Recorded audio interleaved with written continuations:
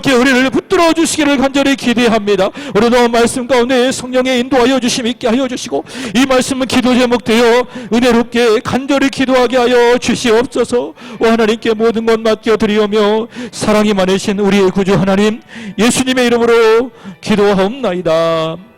아멘.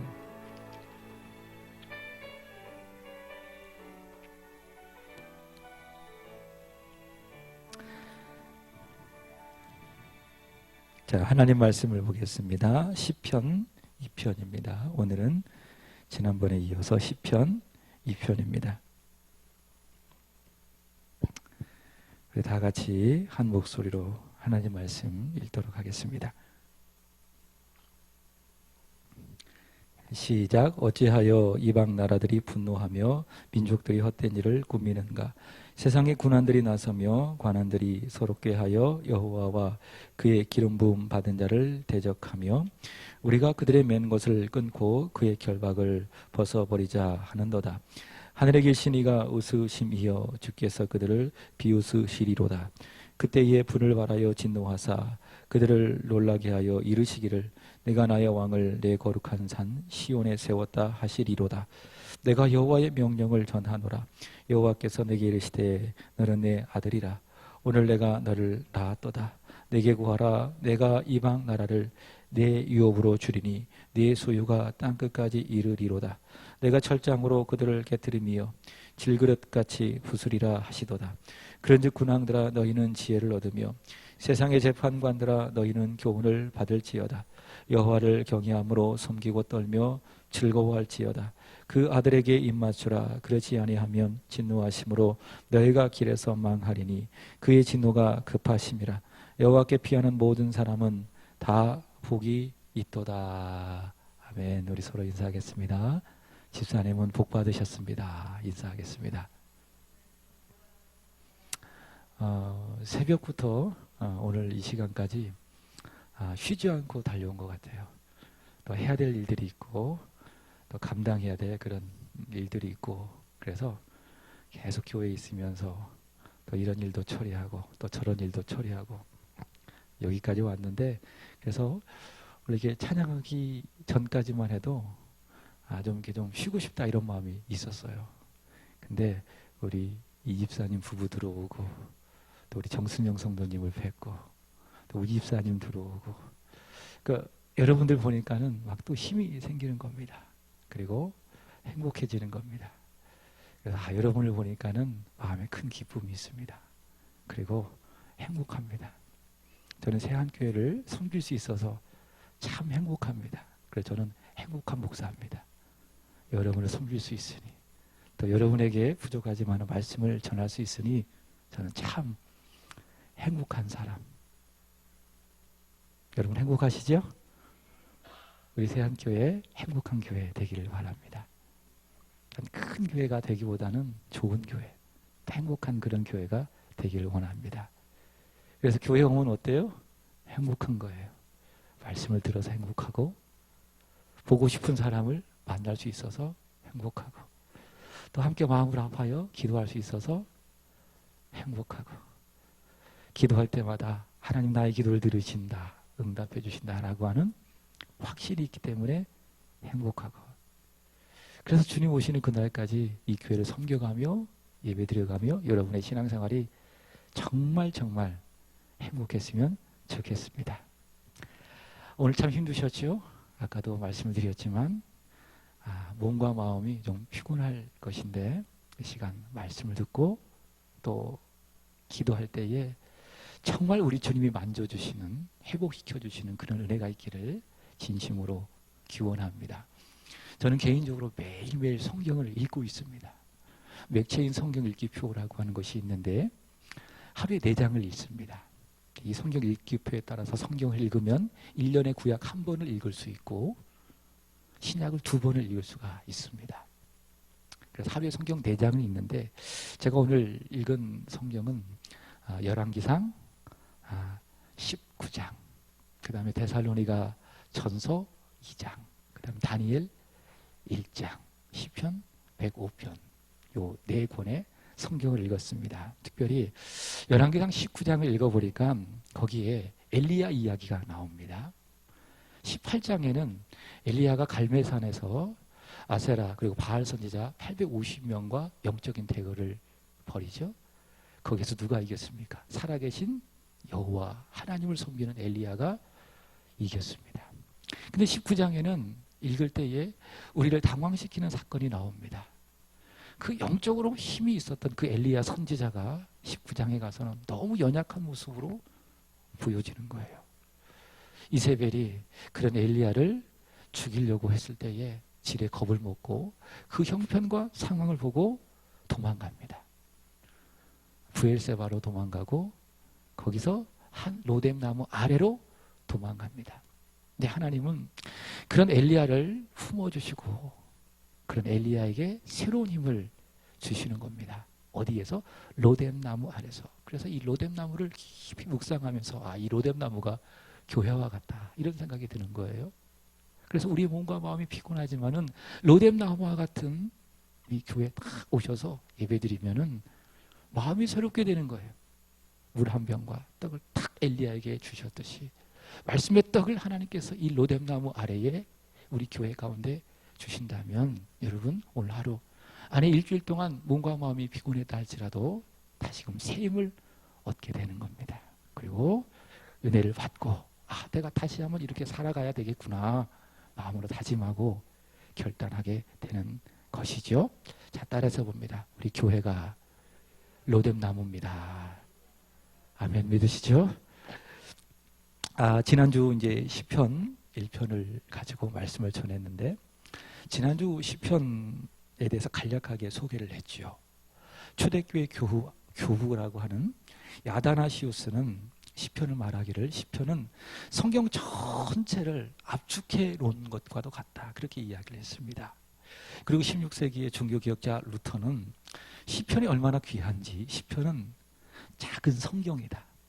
그리고 구약 성경을 압축해 놓은 것과도 같다라고 하면서 시편을 높이 평가를 했습니다. 왜 이렇게 평가를 했을까? 성경을 깊이 연구하는 학자들이 하나입니다. 시편은요 그리스도를 말하기 때문에 그렇습니다. 그리고 복음을 말하기 때문에 그렇습니다. 예수님께서 이 사실을 말씀을 하셨죠. 누가복음 24장 44절을 보면 함께 읽어보겠습니다. 시작. 또 이르시되 내가 너희와 함께 있을 때에 너희에게 말한 바 곧 모세의 율법과 선지자의 글과 시편에 나를 가리켜 기록한 모든 것이 이루어져야 하리라 한 말이 이것이라 하시고. 자, 시편 율법이라는 건 모세 오경을 말하는 것이고요. 선지자라고 하는 것은 구약의 역사적인 내용을 기록하는 역사서를 포함해서 모든 선지서를 말하는 것이고 그것과 함께 하나가 뭡니까? 시편. 좀 크게 본다면 시가서죠. 욥기, 시편, 잠언, 전도, 아가서. 이것을 시편이라고 예수님께서 크게 말씀을 하셨는데 좁게 본다면 시편. 이 시편은 누구를 말하고 있다고요? 예수님을 말씀하고 있다라고 하는 거예요. 조금 더 자세히 말한다면 시편은요 하나님을 거역하는 죄를 회개하고 주 예수를 믿으라 그리스도와 복음을 말씀하고 있습니다. 그래서 시편은 무엇인가? 단지 기도, 찬양, 슬픔에 대한 탄식, 애통 이게 시편이 아니라 물론 그런 내용이 많이 있어요. 그러나 그런 기도와 찬송과 슬픔과 애통을 통해서 성경 기자는 누구를 말하고 싶었어요? 그리스도를 말하고 싶었어요. 너희는 죄인이야. 그 죄를 위해서 하나님께서 예수를 보내시고 그 예수를 너희가 믿으면 죄 용서받고 하나님의 자녀가 되는 거야. 그 복음을 시편에서 말씀하고 있다라고 하는 겁니다. 그래서 모든 성경이 그렇지만 시편은 뭐냐? 따라해서 볼까요? 시편은 복음입니다. 시편은 기쁜 소식입니다. 아멘이시죠? 그래서 시편은 복음이다. 하나님께서는 시편을 통해서 사도행전 16장 31절에서 말씀하신 것처럼 이렇게 외치고 있어요. 주 예수를 믿으라. 그리하면 너와 내 집이 구원을 받으리라. 이 복음을 하나님께서는 그 오래전에 여러 다윗을 포함한 성경 기자를 통해서 기록한 이 시편을 통해서 말씀하고 또 말씀하고 있다라고 하는 것이죠. 요즘 새벽마다 이 사도행전을 전하고 있습니다. 이 사도행전을 묵상을 하고 또 매일매일 말씀을 준비하면서 참 은혜가 많이 돼요. 특별히 이번 주에는 제가 사도행전 20장의 말씀을 전했는데 너무 은혜가 되는 거예요. 아, 이게 목사의 마음이로구나. 목회자의 마음은 이뤄야 되겠구나. 사도행전 20장 한번 꼭 읽어보세요. 그래서 마음으로 다짐했어요. 하나님, 제가 앞으로 목회를 하면서 초심을 잃어버릴 때에 사도행전 20장을 읽게 하여 주옵소서. 그렇게 기도했어요. 이 말씀을 준비하고 기도하면서. 사도행전 20장은요, 바울이 3번에 걸쳐서 그 소아시아와 그 마게도냐 지방을 쭉 돌아가면서 전도 여행을 했는데 3번에 걸친 전도 여행을 이제 다 마무리를 하면서 밀레도에서 에베소에서 목회하고 있는 장로들을 초청하여서 일종의 고별 설교를 하고 있습니다. 나는 에베소를 두루 다니며 유익한 것이라면 거리낌 없이 언제 어디서나 너에게 전했다. 그렇게 이야기하고 있습니다. 그럼 생각해 보세요. 바울이 거리낌 없이 전했던 것이 무엇일까요? 무엇일까요? 자기 이야기일까요? 자기 경험이었을까요? 복음이었어요. 예수님이었어요. 예수님. 그 복음을 전했다라는 겁니다. 그러면 바울이 거리낌 없이 언제 어디서나 정말 전하고 싶었던 그 복음은 뭐냐? 2가지예요. 사도행전 20장 21절 보겠습니다. 시작. 유대인과 헬라인에게 하나님께 대한 회개와 우리 주 예수 그리스도에 대한 믿음을 증언한 것이니라. 2가지예요. 첫 번째로는 회개를 전했다. 회개를 전했다. 하나님을 떠나고 하나님을 등지고 대적한 너의 죄를 회개하고, 다른 게 죄가 아니에요. 이따가 설명하겠지만 하나님을 믿지 않는 것이 죄예요. 그래서 그리스도인이 아닌 사람은 아무리 착하게 살아도 본질적으로는 누구예요? 죄인이에요. 죄인. 그래서 그 죄를 회개하고, 2번째로는 믿으라. 누구를 믿으라? 너를 믿으라. 물질을 믿으라. 누구를 믿으라? 예수 그리스도를 믿으라. 이게 사도 바울이 에베소에서 3년을 목회하면서 거리낌 없이 전했던 유익한 복음의 내용이다라고 하는 겁니다. 그리스도를 믿으라. 요즘 신학계에서는요, 이 강의를 쭉 들어가면서 예수 그리스도를 믿으라라고 하는 말을 이렇게 새롭게 해석해요. 참 은혜가 되더라고요. 따라해서 볼까요? 예수님의 믿음을 가지라. 그렇게 설명하더라고요. 아, 예수를 믿는다. 이 말씀도 맞지만 조금 더 정확하게 말한다면 예수님의 믿음을 가지라 그 말입니다. 하나님 앞에 절대 복종하셨던 그 예수님의 믿음을 가지라. 그게 뭐예요? 예수님을 믿는 것이다 라고 하는 겁니다. 괜찮은 해석입니다. 복음적인 해석입니다. 자신의 죄를 회개하고 예수님을 믿는 것, 이게 뭐예요? 복음. 바울이 생명을 걸고 전하고 싶었던 바로 그 복음. 이 복음이 어디에 있어요? 성경 전체에 다 있고요. 특별히 시편 150편에 그대로 다 녹아 있는 겁니다. 오늘 말씀도 같은 내용입니다. 여러분, 예수님을 믿고 복음을 믿으려면 먼저 확인해야 될 것이 있어요. 선행되어야 할 것이 있어요. 그것이 무엇인가 하면 죄입니다. 죄. 인간이 하나님 앞에서 얼마나 큰 죄인인지 그 죄 앞에 서야 합니다. 복음을 믿으려면, 예수를 믿으려면 그 죄의 문을 통과해야 돼요. 내가 예수를 믿으려면. 내가 죄인이고 죄라고 하는 문을 통과해야 비로소 누가 보여요? 예수가 보이는 거예요. 복음이 뭔지를 알게 되는 거예요. 그래서 죄 없는 복음, 죄 없는 예수, 이건 아니에요. 가짜예요. 죄가 뭔지를 알아야 돼요. 죄의 문을 통과해야 돼요. 그래야 복음이 들립니다. 예수가 보이고 십자가가 보입니다.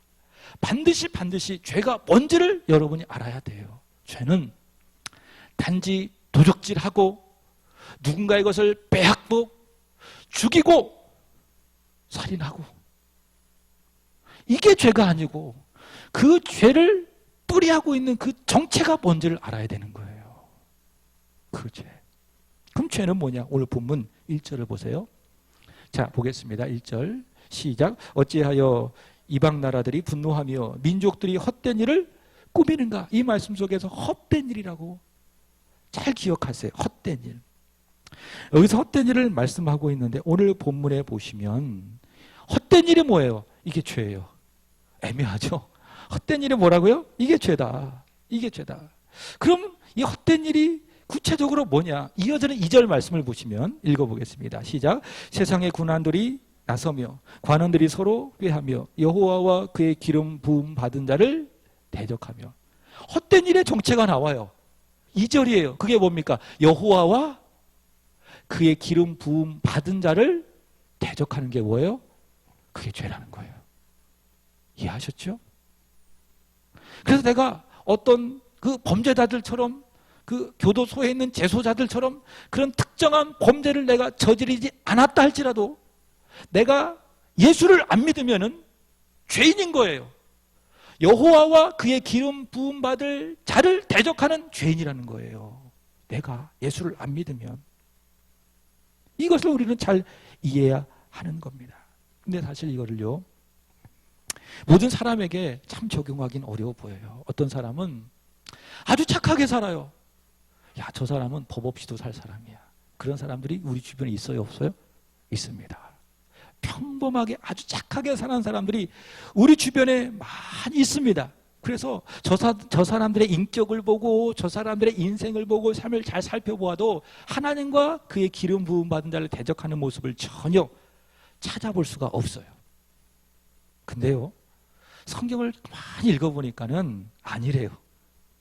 그런 사람도 하나님을 대적하고 있대요. 그리스도를 대적하고 있대요. 좀 안타까운 이야기이지만 두 가지 증거로요. 첫 번째로는 로마서 1장 28절입니다. 읽어보겠습니다. 시작. 또한 그들이 마음에 하나님 두기를 싫어하며 하나님께서 그들을 그 상실한 마음대로 내버려 두사 합당하지 못한 일을 하게 하셨으니. 자, 보세요. 마음에 하나님 두기를 싫어한다 그 말입니다. 여러분, 모든 사람은요 피조물입니다. 아멘. 그러니까 내 스스로 생긴 게 아니에요. 피조물이에요. 바꿔 이야기한다면 조물주 대신 창조주 하나님이 모든 인간을 창조하셨다 그 말입니다. 그래서 피조물의 마음속에는 자신을 지으신 하나님이 계셔야 돼요. 그게 정상이에요. 그게 자연스러운 거예요. 근데 사람이 그 마음의 주인 되시고 창조주 되신 그 하나님을 마음의 중심에서 밀어내는 거예요. 그리고 누가 주인이 되려고 그래요? 나. 내가 내 인생의 주어가 돼서 주인이 되어서 살고 싶은 거예요. 그래서 누군가 이렇게 이야기하죠. 하나님을 믿을 바에는 야, 네 주먹을 믿어라. 내 주먹을 믿어라. 하나님이 어디 있어? 증명해봐. 하나님은 없는 거야.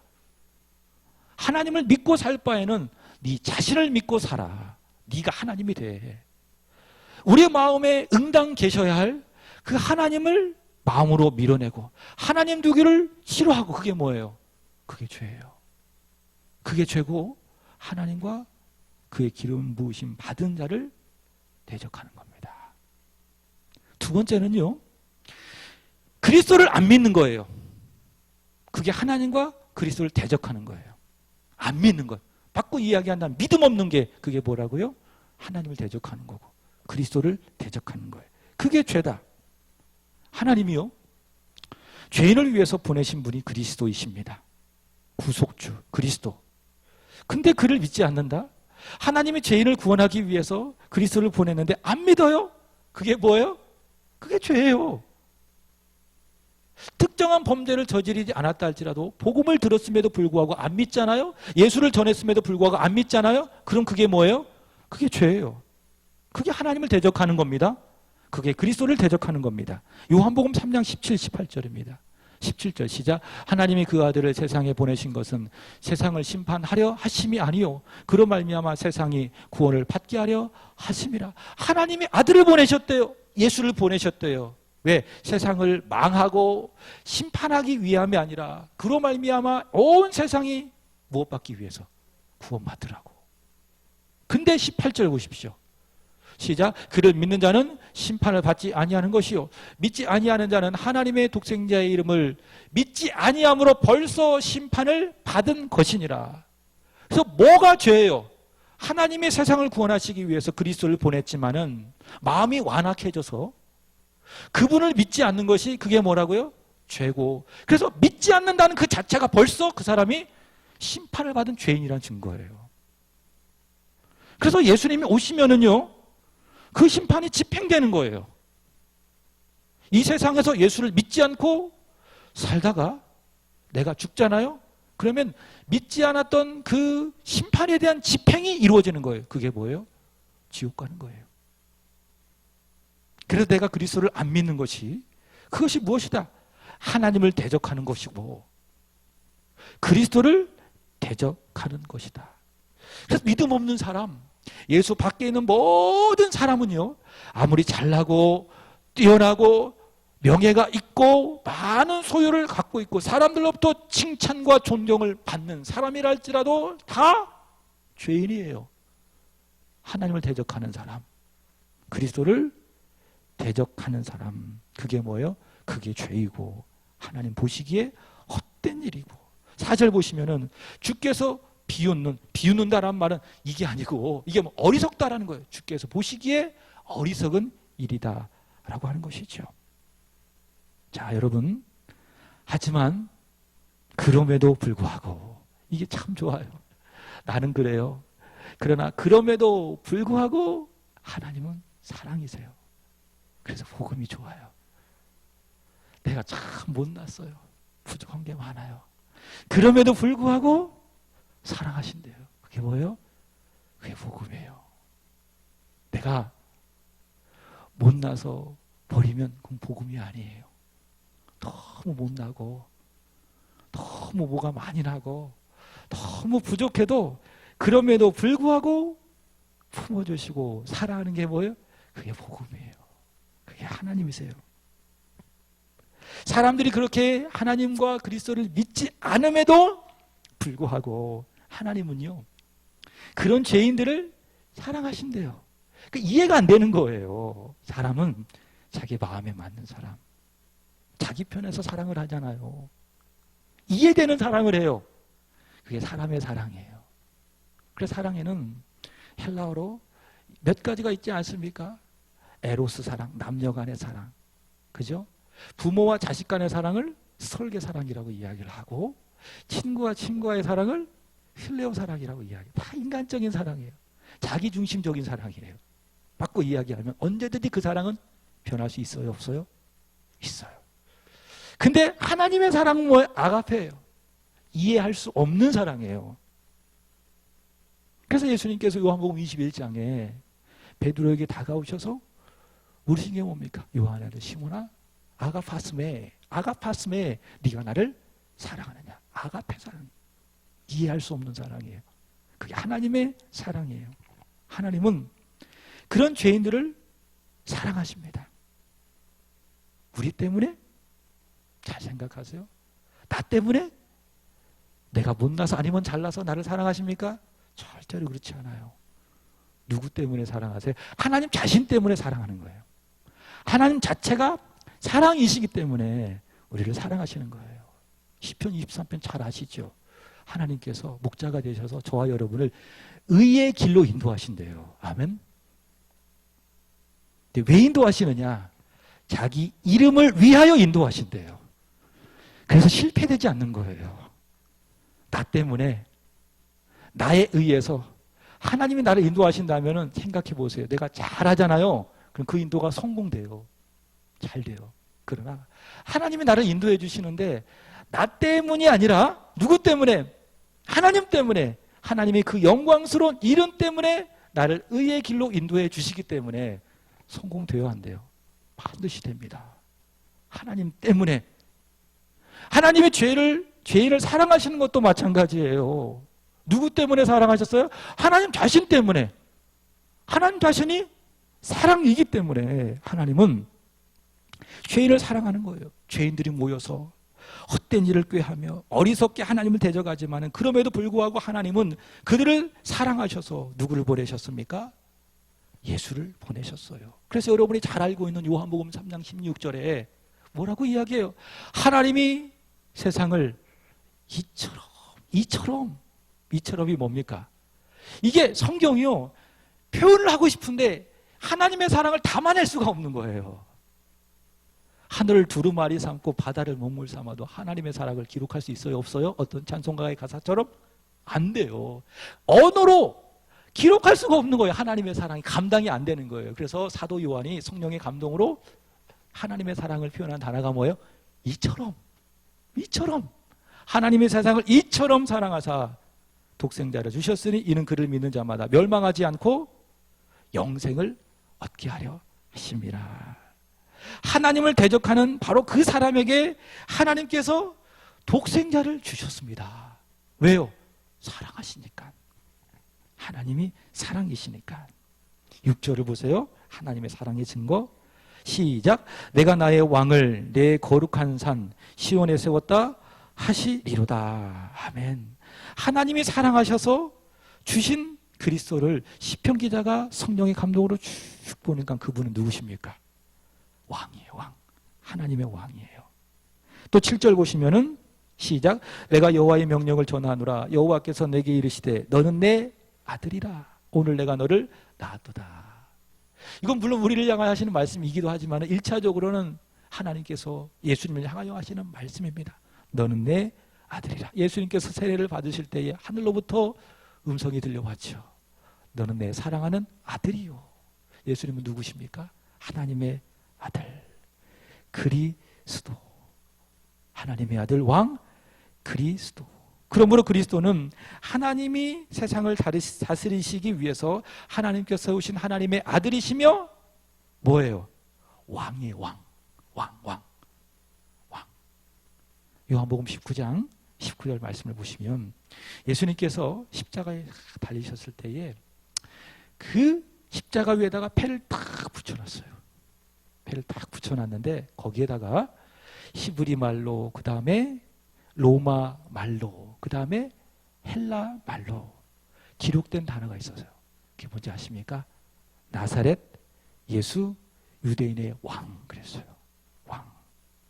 하나님이 왕 대신 그리스도를 거룩한 시온산에 세우셔서 그를 통해서 헛된 일을 꾀하는 하나님을 대적하는 죄인을 구원하신다 그 말이에요.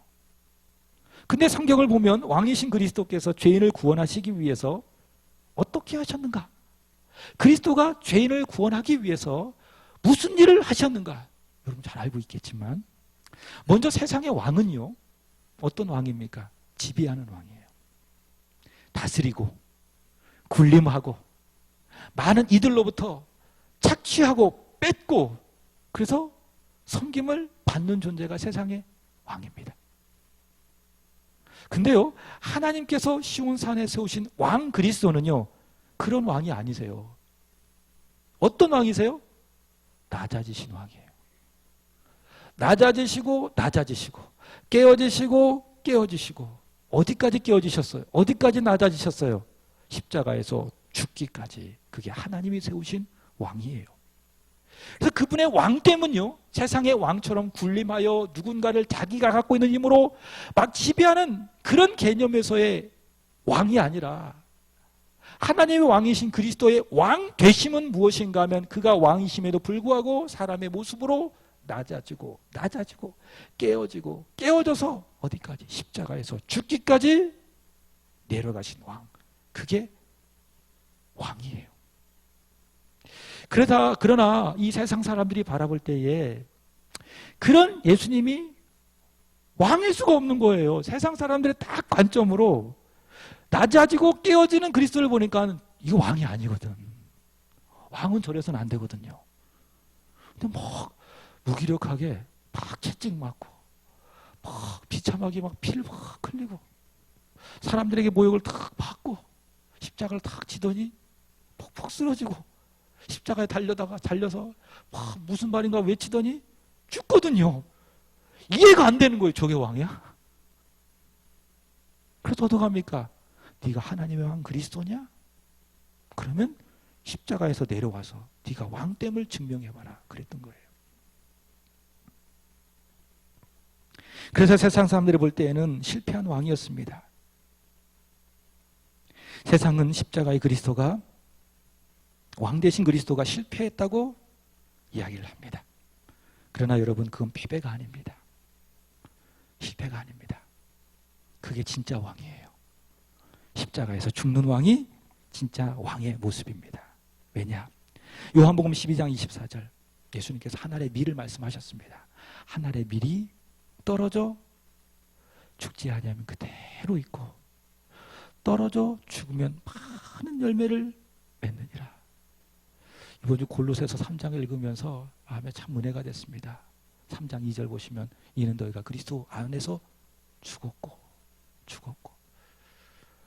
죽지 못해서 많은 일들이 발생해요. 솔직히 얘기하면 내가 죽었다, 이것을 내가 아는 사람은 주장할 게 없어요. 목소리 높이고 핏대 높일 거 아무것도 없어요. 근데 내가 죽었다라는 사실을 내가 모르고 죽은 시체가 막 움직이기 때문에 어때요? 내 말이 상대방에게 상처를 주고 아프게 하고. 여러분 따라서 봅니다. 나는 예수 안에서 죽었습니다. 아멘. 근데 예수님 말씀하시기를 죽어야 된대요. 죽어야 많은 열매를 맺는데요. 부부간의 관계도 마찬가지예요. 왜 싸워요? 왜 상대방 마음을 아프게 해요? 내가 죽었다는 사실을 모르기 때문에, 내가 살아있기 때문에 상대방의 마음을 아프게 하는 거예요. 이건 부모와 자녀의 관계도 마찬가지예요. 자녀와 자녀의 관계도 마찬가지예요.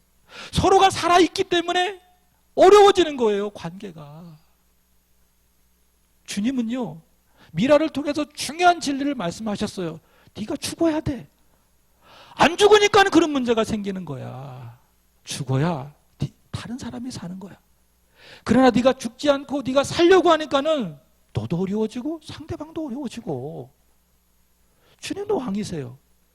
주님은 십자가에서 죽으신 거예요. 하늘에 밀이 떨어져 죽지 아니하면 그대로 있고 죽으면 많은 열매를 맺느니라. 그래서 십자가에서 왕 되신 주님이 자신의 몸을 깨뜨리시고 찢으심으로 말미암아 완전히 죽으셨습니다. 그게 뭐예요? 그게 승리였어요. 유대인들은요, 헬라인들은요, 세상의 관점으로 그리스도의 십자가를 보기 때문에 바울이 말한 것처럼 뭐라고 이야기했습니까? 십자가는 거리끼는 것이고 부끄러운 것이나, 그러나 그를 믿는 사람들에게는 십자가는 능력이다. 골로새서 2장 5절 이렇게 이야기합니다.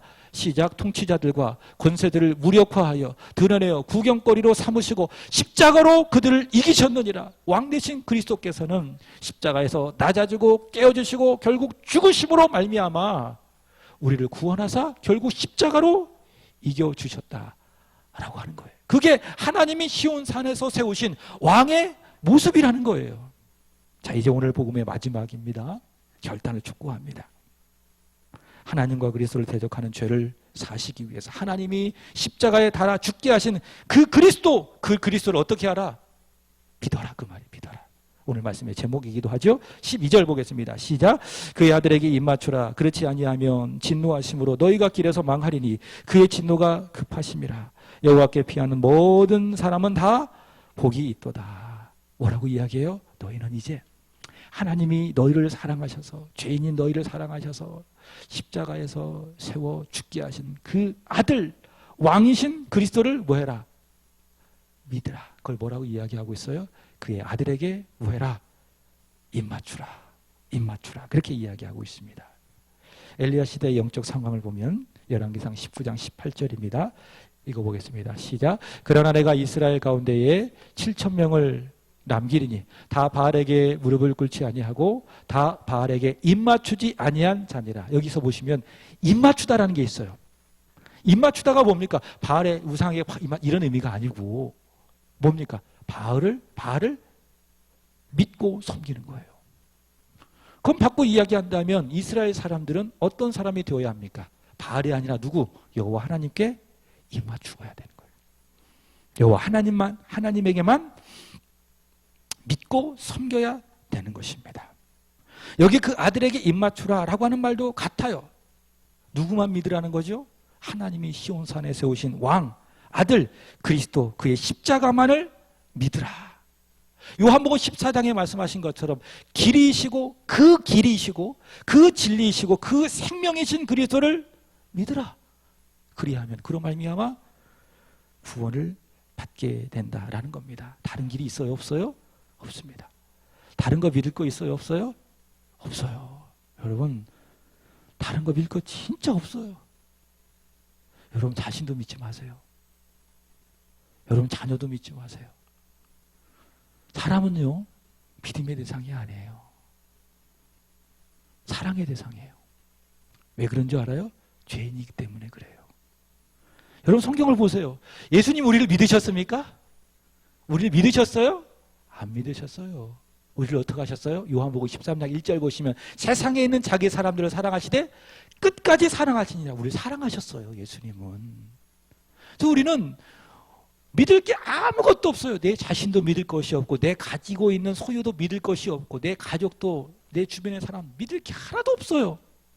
사랑할 뿐이에요. 우린 누구만 믿어야 돼요? 그 아들만 믿으면 돼요. 그 아들에게만 입 맞추면 돼요. 길이시고 진리이시고 생명이신 아들만 믿으면 되는 겁니다. 다시 12절 보시면 그 아들에게 입을 맞추면, 다시 말해 아들만 믿으면 보세요. 여호와께 피하는 모든 사람은 다 무엇이 있다? 복이 있다. 아들을 믿으면 무엇을 받는다고요? 여호와께 피하게 되고 복을 받게 된대요. 그 복이 뭐예요? 지난주 말씀을 전했죠. 시편 1편 여호와의 율법을 즐거워하며 그 율법을 주야로 묵상하며 시냇가의 시무나무가 철을 따라 열매를 맺으며 그 잎사귀가 시들지 아니함같이 행하는 모든 일이 어려움 속에서도 뚫고 지나간다. 형통의 복, 어려움이 있어도 비겁하게 피하지 않고 후회하지 않고 뚫고 지나가게 되어지는 복을 받게 된다. 누구를 믿으면? 그 아들에게 입을 맞추면. 그러나 믿지 않으면 다시 12절 보시면 어떻게 합니까? 하나님이 진노하십니다. 너희가 길에서 망한다. 죄의 삭은 사망인 것입니다.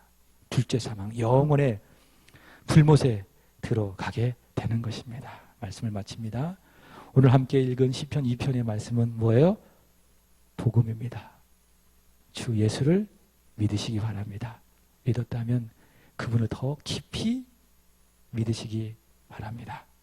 그리하면 내가 구원받고 내 집이 구원을 받아요. 여호와께 피하게 돼요. 그리고 복을 받게 돼요. 누구를 믿으면? 예수를 믿으면. 그 아들에게 입을 맞추면. 그게 진리입니다. 그게 능력입니다. 그게 생명입니다.